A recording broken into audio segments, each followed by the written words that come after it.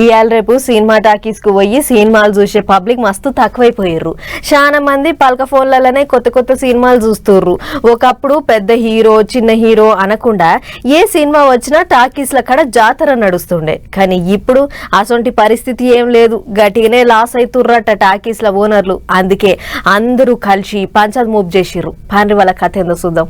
ఈ నడుమ సినిమాలు తీసే నిర్మాతలకు సినిమాలను టాకీసులలో ఆడిచ్చే ఓనర్లకు లొల్లి పంచాది గట్టిగానే అవుతుంది.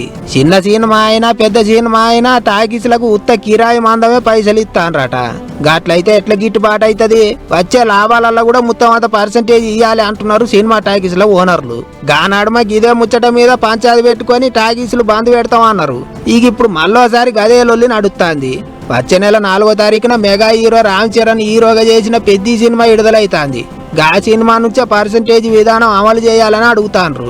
లేకపోతే టాకీసులలో బొమ్మ పడనీయమా అంటుండ్రు. అంతేకాదు ఇప్పటి సంది తెలంగాణలో సినిమా టికెట్ల రేట్లు కూడా పెంచనీయం.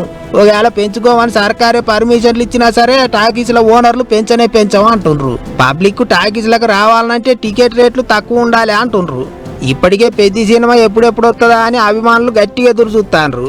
ఇసోంటి ఆలల్లా టాకీస్ల ఓనర్లు ముందు పంచాయత్ దెంపుర్రని పట్టుబట్టి కూర్చుండ్రు. ముచ్చటను మెగాస్టార్ దగ్గర కూడా తీసుకుపోయి ఎగురం చేసిండ్రు. ఇంకో దిక్కు సినిమా విడుదల టైంలో ఇట్లా కిరికిరి పెడితే ఎట్లా? ఎంతమంది ఆగమవుతారు?